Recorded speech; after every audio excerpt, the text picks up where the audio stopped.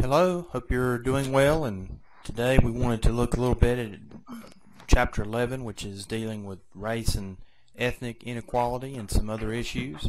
And as you can see here from the first slide on your screen, all the topics that are going to be in the chapter, and so the comments today just to help or hopefully help you a little bit and maybe consider some things together that we would not have maybe otherwise thought about. Okay, so be no surprise again that our big three sociology theories are prominent in this chapter and every chapter that we've covered so far, and then some more definitions and terms, concepts related to minorities, majorities, race, ethnicity, and a couple other things there, as well as ending up the chapter with social policy. Our next slide there, good questions. That's another pattern our author seems to have, is these good questions to make us think about some of the topics in the chapter. So what is prejudice, and how prejudiced are we in a general sense? And it might be more than what we care to admit sometimes. And so, once you have prejudice, discrimination is also a related term. Prejudice relates about thoughts and attitudes, so the thinking part, and then when you get to discrimination, that's actually what happens. It's the action or behavior that you see. So how much of that is kind of built in is maybe another way to look at the institutionalization part versus that which just happens without it being so widespread. All right, so how does this affect the way of life for people, and especially maybe those who are immigrants? And then look some more, lots of graphs there about the population growth in these different categories that we want to look at in the United States. All right, just a couple other terms to look at: racial group and ethnic group, and these are our first. This is our first slide under the minority, racial, and ethnic groups heading. And so you can see from that definition there that one of the key aspects is the physical differences. So, when we talk about race, we are looking at the difference in physical attributes, so hair color, skin color, and so on between different groups of people. Ethnicity, or the ethnic group, the second definition here on the slide, really talks about cultural differences between groups. So one is physical, one is cultural, and so with the different ethnicity there, it really refers to the different ways of living that people have developed, whether generally they live apart, but whether they live together and bring their various differences or ways of life to where they're more obviously seen. All right, minority group there. Now, generally, you might think of a minority group as being fewer in number. Well, that's sometimes true and sometimes not. But what is always true is there's less power. So that's the subordination, or the subordinate group that's here on our slide. And so some additional properties or characteristics to consider with a minority group is an unequal treatment, the physical or cultural traits maybe that are sometimes used to justify the unequal treatment, the ascribed status as compared to an achieved status, solidarity, and then the group is very homogeneous in its makeup, or the in-group marriage. Yeah, it certainly helped this much. Race, the social construction of race, and here we have a slide there of a lot of different backgrounds, but the definition here: society socially constructs, and so that's really a key component to this sentence here. And so what that means is that race is it's not a biological component. In other words, there's really not a difference between any of the different races or so-called races on the planet. These are just really a way to stratify people, a way to rank them. So again, we have a tie back to some chapter 9 and 10 material. But that's really an interesting component. That is something that some people have held to very dearly and fought for it over race. But then, there really is no biological marker between white, black, Hispanic, or any other group that you want to look at to where that you could, from a blood test, tell any of these groups from the other. And that's what we were told by your office. All right, now still sticking So with anyway, race, she the just like, racial okay, formation whatever, there maybe is 45. the And then, way of that course, it turns we out that was actually right. define She was people wrong. or assign them to these categories. And it's So such a got a hard couple examples from the thing getting textbook your from money Native back. Americans and the You know, one-drop rule. So I always got some really excuse as to the why it one-drop takes rule goes forever. back to whether one was All right, considered well, I just wanted African American or to check not. with you on that. And I if you thought had we'd, one drop of at least be African fair to American tell you. history, I don't know how anybody would, narrow it down that closely. No, Then 'cause, you were you know, considered we don't have African very American, much no money. matter That's what your not skin small color at all. was or anything else. So maybe a more We've practical already talked way, to them about a payment if plan one and all chose to that. use that, I mean, that is to makes, go back to your doesn't make much sense until great-grandparents, they know what it both is, on and your the first time maternal you and pay them paternal something, side. don't And then even if you follow had what you set up. a relative who was African American, then you also would be considered under that one-drop rule or the 132nd rule, also of the same race. Now here we have a researcher, Okay. and Yeah, his I name just, here I cannot is see. mentioned When I'm there, I just for can't us, or his see last name is there. how to do it unless I'm in Very front of it. pioneering sociology individual, initials W.E.B. Du Bois, but he, in his own lifetime realized what a problem race and how people got along, how that was such I'll look at a it problem, tomorrow, and a lot of the discrimination that went what we'll do on. is we'll just write And so down, he write it predicted down, it would and that even way, become more so in the you know, 20th you know how to century, do and it. that was actually an accurate prediction. And he worked most of his life to help reduce some of the tensions. It never really worked out that way, and he lived a long life, and then he eventually just kind of, I guess, got burnt out and gave up trying and moved on to the greener pastures he could find. But he was an African American and was born as a free man. But that was the great struggle of his life, is how people were treated based on their race. All right, so we also have the idea of a stereotype mentioned here, but generalizations that, in this chapter it specifically applies to race, but can also apply to, any other number of categories such as, gender. All right, but how we typically look at a group, and sometimes these are unrealistic or false. All right, just a graph here in table 11.1 to show us the diversity of the nation there. So you really got to add 3 zeros here to the chart on the left to get an accurate number. They've kind of abbreviated for us, but still, by and large, whites are the dominant group here. 63%. It used to be even more, but it's coming down. And then future projections would say that 63 will continue to come on down, and then the numbers for the other groups will continue to on rise. So, we think of the United States as a melting pot, and that really, I guess, will be true more so in the future. And a lot of these projections I'm talking about are quite a ways off, but near the year 2100. And so most of us probably won't be around by that time unless something kind of amazing happens. All right, so on the right side of the graph here, we have just another little breakdown here of some of the different groups to also consider. All right, here's that. I jumped ahead just a little bit, but there on the right, bottom right, there's the projection for 2100. You can see that's getting about as close as equal as for all groups as we've ever had, especially starting from 1500, the top left corner, with the completely orange circle there, with 100% of American Indians, and down through on time we have several different snapshots, and we can see the chart, the information from there.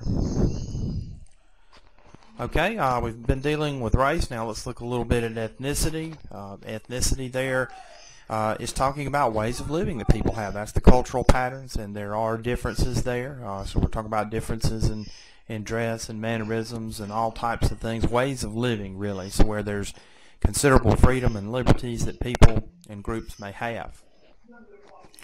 All right, so that's just an introduction. On the next slide here, we mentioned prejudice earlier, but here it's defined for us, but it does refer to a way of thinking, and in particular your attitudes towards a category of people. So again, it could be race, or it could be gender, or even other things like age, young or old, for example. just stems into a lot of different areas. Ethnocentrism is really an idea that one group is superior to another. So this can be in maybe trivial matters, or it can be something that's really serious, like discrimination. Now, racism is even a step above that, to where one group is seen as superior and others are mistreated, often into crimes for individuals, or something maybe like in World War II, where Jewish people themselves were treated horribly by some of the Germans and others. Also, we have another slide here that talks about colorblind racism, but for example, that may be a new term, but it's looking at race neutrality to define racially unequal status quo. Status quo, just the way things are, but for example, it's really talking about how society needs to be colorblind, but that is one thing that maybe feeds into the racial inequality that seems to be perpetual as well. Alright, but this is still going on even if people really refuse to acknowledge it. Just seems to be a matter of the way of life. Alright, discrimination is that actual behavior. We've mentioned that a time or two already, but how groups are treated unfairly there, not the same amount of rights, and for one group versus the one in power. So again, it could be something towards gender. So the glass ceiling is usually a term that's meaning that women's opportunities in the business world are often limited as compared to those of men. We see this discrimination, or the claim of discrimination, in other civil rights. So for example, same-sex unions would definitely be saying that this same type of discrimination happens to them simply based on their preference for a partner. Alright, so the dominant group sometimes does have privileges, and so that's the point of our slide here. And so here it's based again on race, and so whites would be the group that are the ones that experience the privileges of the dominant, according to the slide there. And so they would say that discrimination is often baked into the cake.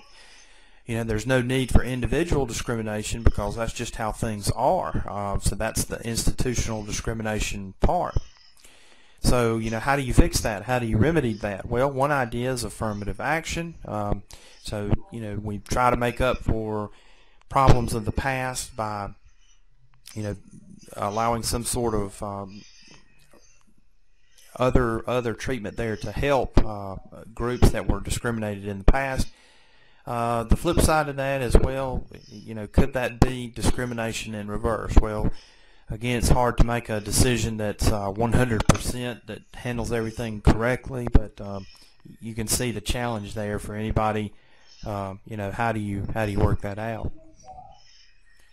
Alright, so another graph here, but just gives us a lot of information very quickly. We have data really from 2009 about income, and shows, for example, the highest earners on down to the lowest earners. It also incorporates in their gender as well. Alright, our three big theories in sociology. It's time to look at some of those as it comes to the chapter. Alright, so first up is our structural functional perspective.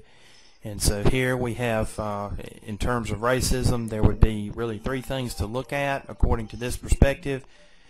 That those of the dominant group would actually experience these benefits. So one would be moral justification for the way that things are now. So it starts out as unfair, and then you start to believe, well, I make more as a group because we're just better able. So that's kind of what the moral justification would actually say. And then a second function that's mentioned here on our slide, and once you do that, then it's basically seen almost as fair as something that nobody's responsible for. It's just the way that it happens. So those who've always been subjected to that kind of get used to it and don't question it. Alright, and then the third function here is maintaining the status quo. So we've seen that, this I think the second time here. All right, so under this first perspective, there are some problems that come up or dysfunctions of racism. So you're really not maximizing productivity. That's the first one here on the left. Whatever social problems you might have are aggravated according to this as well. And then, for example, the extra time and expense that society must go to maintain the status quo, to keep those who are being held out, to maintain that going on.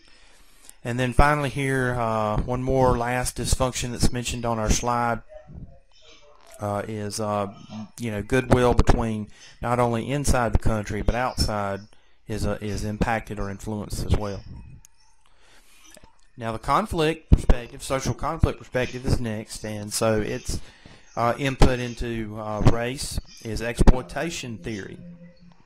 And so this really is maintaining the status quo. I guess this is maybe a little bit easier and more cut and dry to see than the last perspective, but it's all about economics. And so we have racism and things of that nature because economically one group prospers while another does not, and this system of racism helps keeps everything operating in that similar way.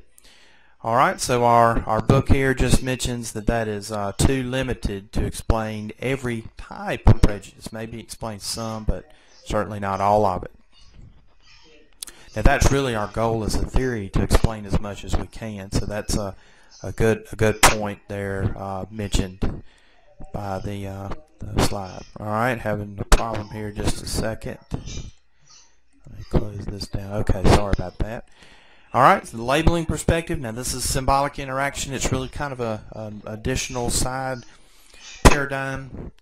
But in terms of profiling, racial profiling, and it mentions here something I'm familiar with in another place, but when you think of air traveling in the United States, is there profiling of particular consumers of air travel? So that makes me think of Juan Williams, and he, for example, made a comment that when he saw Arabs and those who dressed typically of Mideastern style, he got nervous because what was he saying is, well, a lot of the hijackers that we've had experience with here, that tends to be of Middle Eastern descent, and so that's really racial profiling. Now he was fired for that the next day, and later on got another job, but this is fits in with the labeling perspective and racial profiling.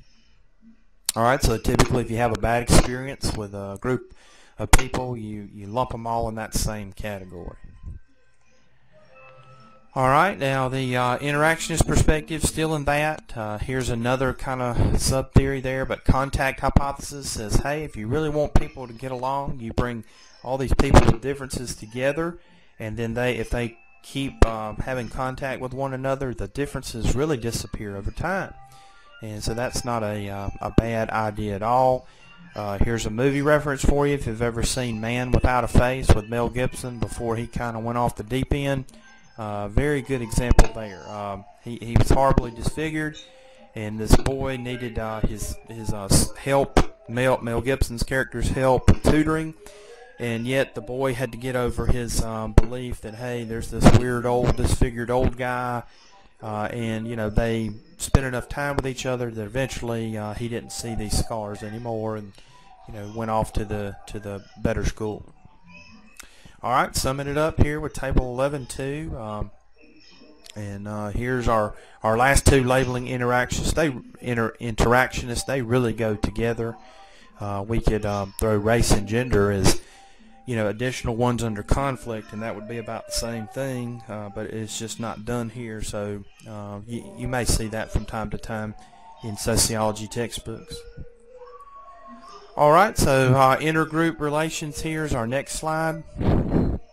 And so, one of the things it does mention here is intermarriages. So that certainly would be one of the ways that you really could practice the contact hypothesis that we saw just a second ago, or the friendships there.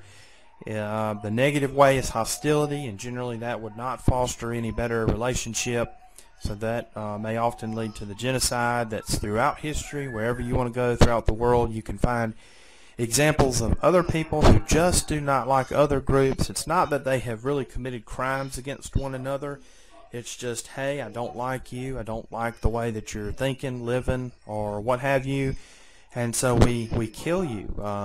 And sadly to say, that is also something very common throughout the world history.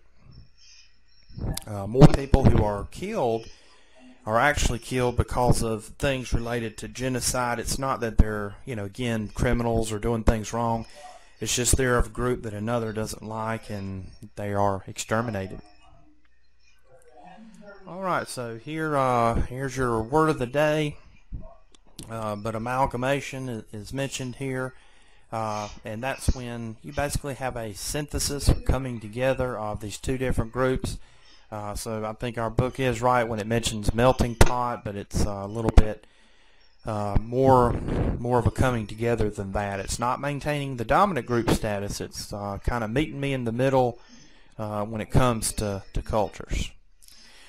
Assimilation now is more where one will incorporate rather the dominant culture into their lives, or a culture that they want to be a part of. And so this is a good Star Trek term. If you like Star Trek, the Borg were after the crew one time, and the Borg were these robots, and that's what they did. They assimilated others there into their dominant culture. So that's what their catchphrase was during that episode, was assimilate. And so they were trying to make everybody else convert over to them. All right, so kind of the same idea, not exactly a perfect example, but anyway, there you go. Segregation is as well, maybe if you can't, become like them, for example, then the two groups simply have physical separation between them.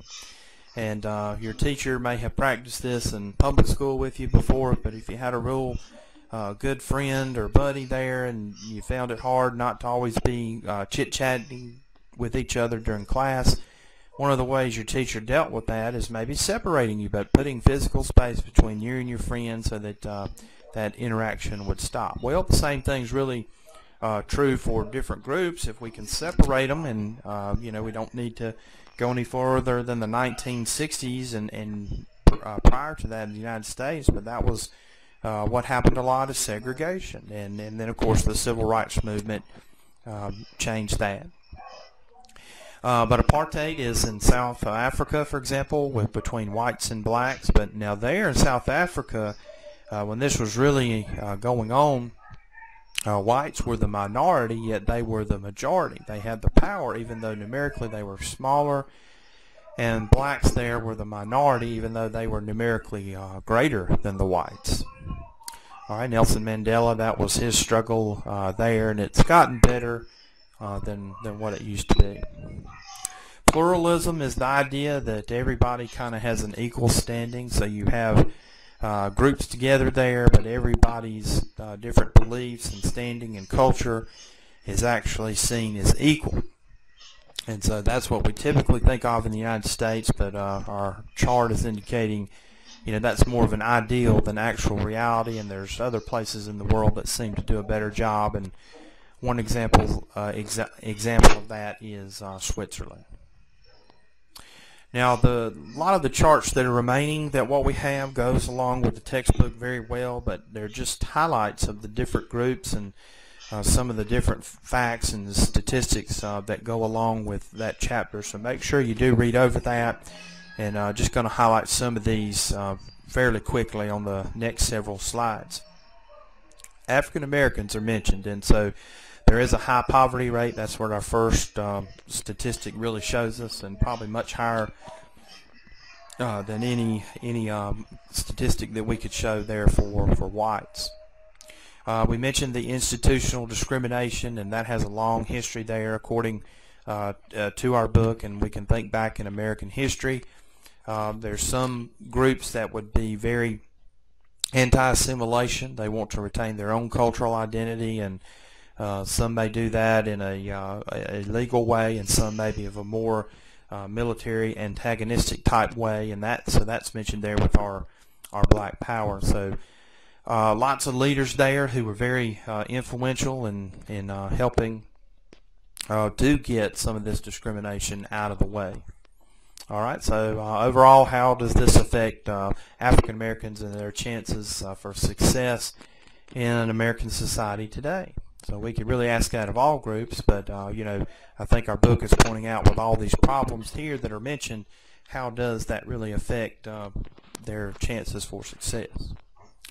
All right, nice little graph here that kind of puts it all into perspective. So I think if you were to slice it in the middle between segregation, there to the left of that is extremely bad.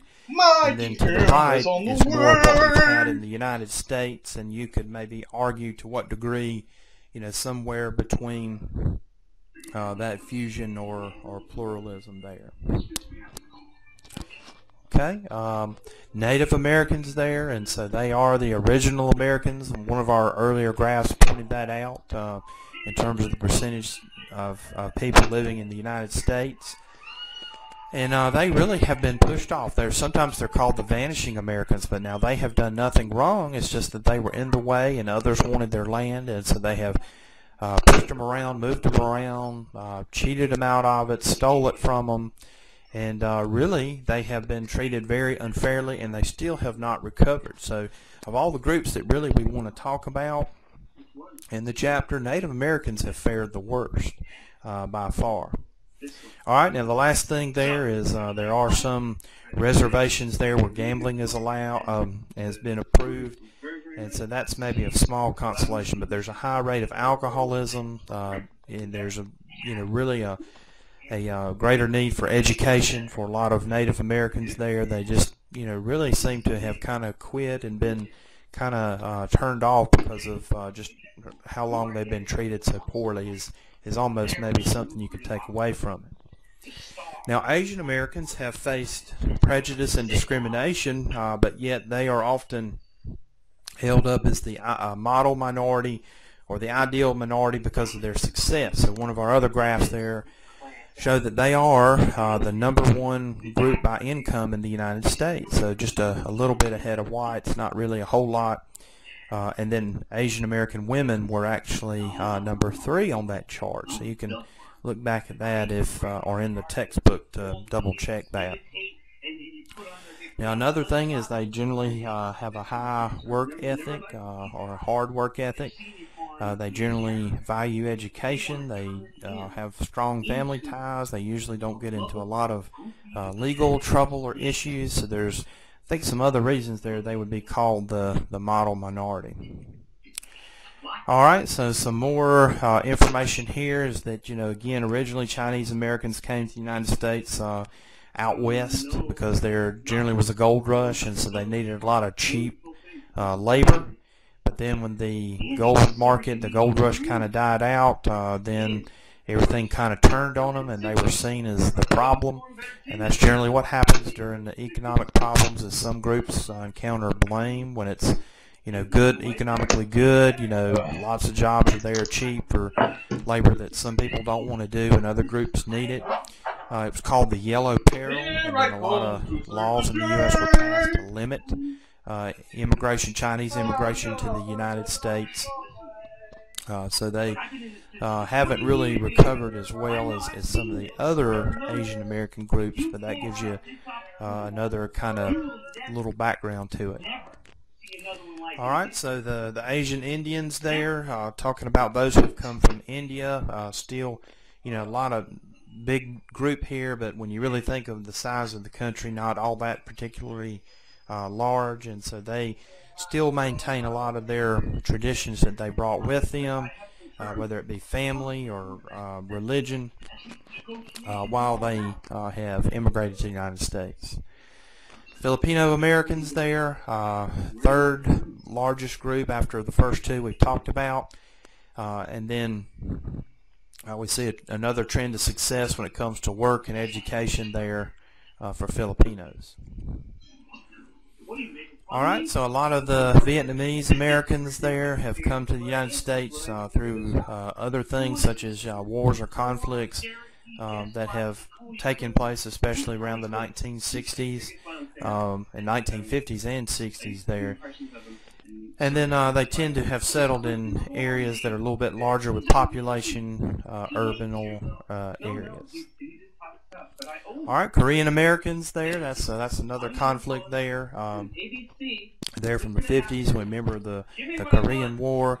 But there's been periods where Koreans have immigrated to the United States, and so about a little over 1 million there is estimated living in the United States today. Now another interesting category here is Japanese Americans, and we have a little box at the bottom. I think that's part of the really interesting explanation.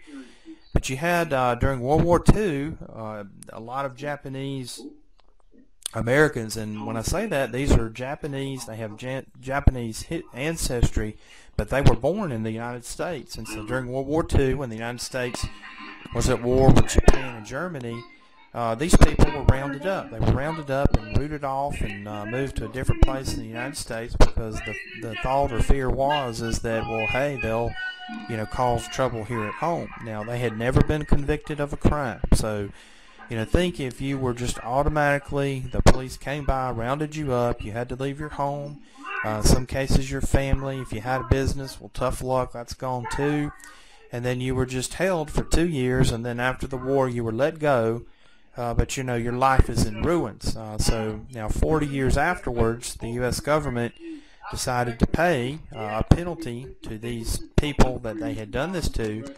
And, $1.25 billion sounds like a lot, but, would you trade your life for $40,000? That's really of no help at all. Now, the interesting point to that was that no such thing was done to German Americans. It was only Japanese Americans. Now, really, if you want to be accurate about it, the same thing has really happened to Native Americans, but they never really received any reparations as far as I know, but their life was really uprooted, and it's never really been apologized to them. Okay, other groups here, Arab Americans, and so again we have an estimate of about 3 million here, and so there may be one other thing we could point out that's consistent with our slides is profiling, and there is a number of Arab Americans who tend to be identified or labeled there as maybe someone who would cause trouble, but who actually has not. So similar to our Japanese Americans, our Native Americans, but yet nothing really taken. No action taken, thank goodness, like those two groups have experienced. Alright, our next group here under ethnic groups that we've been looking at for several slides is Latinos, and so this is our largest minority in the United States, and behind whites, Latinos are number 2. So African Americans used to be number 2, but now they have slipped down to number 3 in terms of our overall population makeup. So it is, our book suggests a struggle in terms of increasing social mobility, but it is heading up. And so maybe another big thing that our slide points out is the immigration debate. And so that's being talked about right now in Congress, and so I'm not sure when that they may bring that up for a vote, but could impact the lives of 11 to 33 million people with that one piece of legislation. Alright, so here this next slide just shows us with Mexican Americans and Puerto Ricans. Puerto Rico is considered as really a state, or it is identified with Americans. So our chart is right when it says people in Puerto Rico are American citizens, so they get all the benefits of being a citizen there, and they pay some of the taxes, but not all of them. All right, then Mexican Americans also mentioned there, but how important religion is. So a lot of Mexican Americans prefer Roman Catholicism. All right, Cuban Americans, and so off the coast of Florida, there with Cuba, we've got not much of a distance between us, but a lot of Cuban Americans immigrated because they wanted to flee the revolution of Fidel Castro and the communist government that's set up there in the late 1950s, and so they came to Miami, and they really have been pretty successful there. All right, and then we do see Central and South America, and maybe the racial divide here in the United States was something they were not really expecting nearly to be as severe as it was. Jewish Americans are also mentioned, and then one of the bolded things on our slide is anti-Semitism, but people who do not like people of Jewish ancestry or have prejudice towards them. And so again, Jewish Americans have some of the same challenges as the other groups there, but maintaining their old cultural heritage and how much are they taking in of the dominant.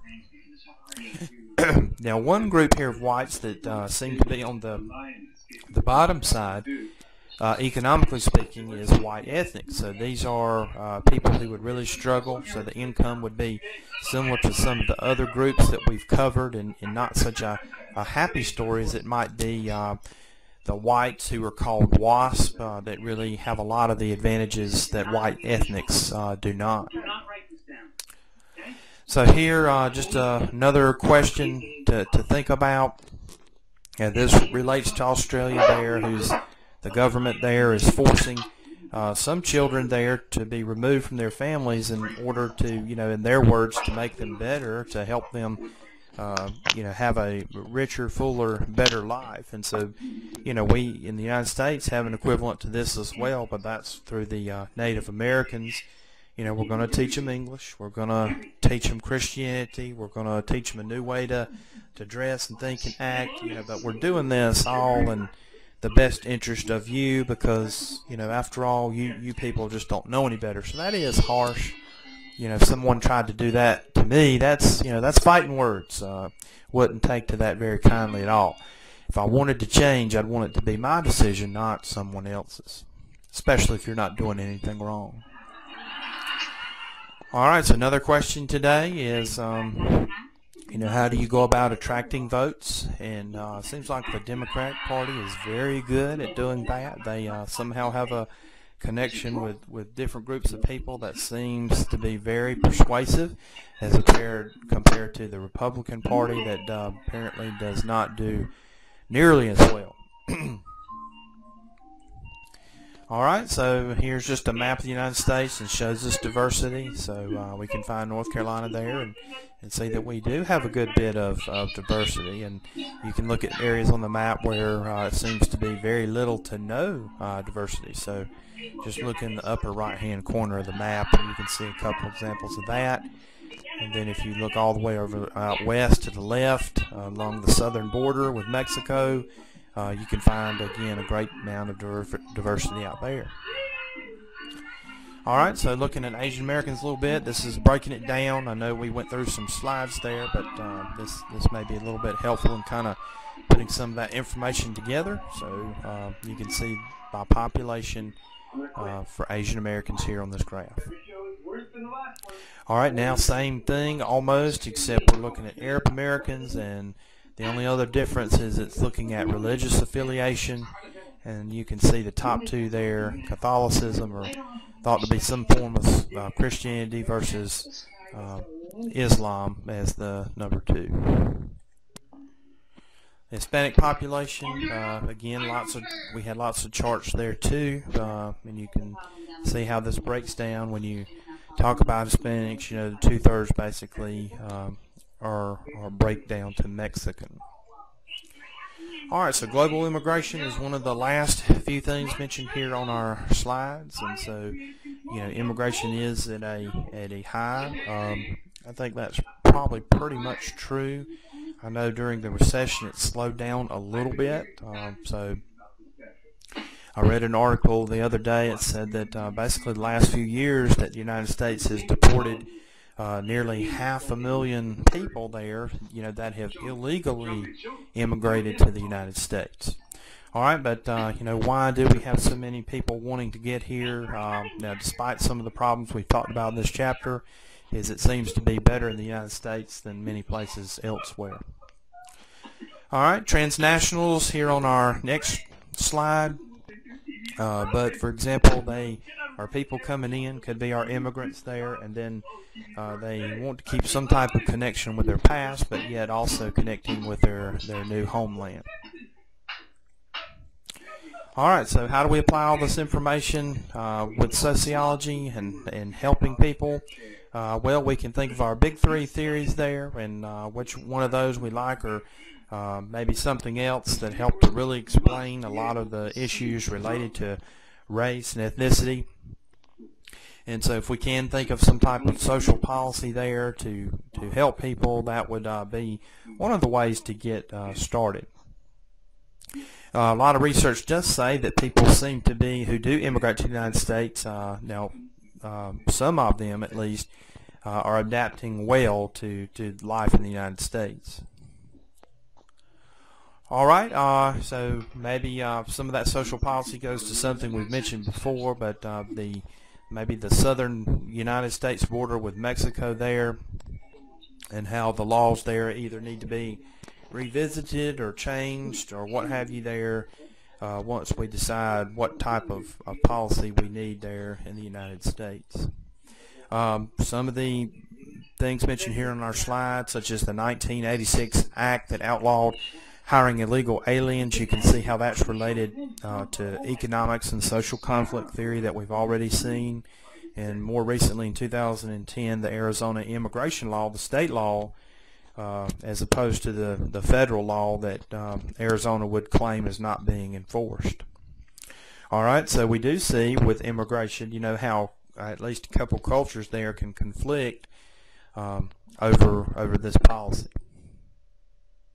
All right, and then last slide here in our chapter is simply looking at legal migration to the United States over almost a 200-year period, and you can see how it's done by color. The teal is from Europe and Canada, and then everybody else is kind of the beige or brown.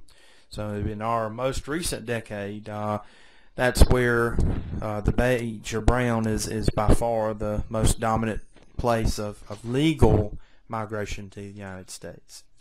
Okay, thank you for your time. I hope this helps, and don't forget to continue reading all the pages in the chapter there, and that's going to help you out on your quizzes and exams. Thank you very much, and I'll talk to you again.